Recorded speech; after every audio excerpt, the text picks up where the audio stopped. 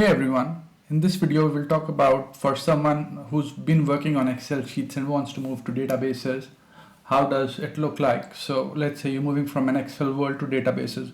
What's the analogy and one-on-one in terms of databases or Excel sheets? So let's go. I'll take it one step at a time and then I'll explain it with an example. So we've got an Excel sheet here and so this is customer data, so customer ID, customer name, age and email. So when you look at or slice it vertically, so customer ID, name, these are columns and they translate the same way into databases as well.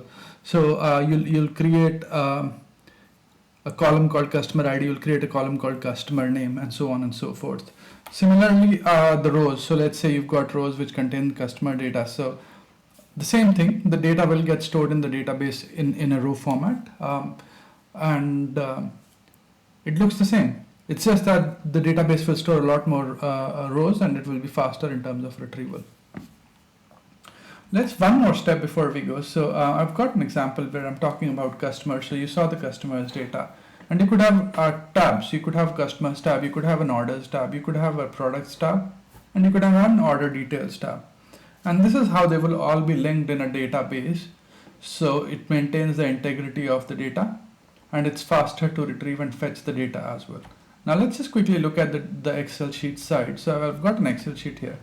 So you've got this tab. So you've got customers and then you're storing customers data. So, customer ID, customer name, age, email, order. So what orders were placed? Order ID, customer ID, then order date and the total amount.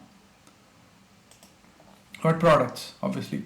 So you've got the products you're selling, and then you've got order details, which captures for this order ID, this is the product I sold, this is the quantity I sold for this amount.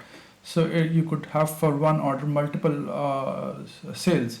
So this could be, you can see here. So we've sold that, and that is how it would look like typically. And then you'll map all of this together into a model. This is called a database model. So essentially each tab will translate into a table.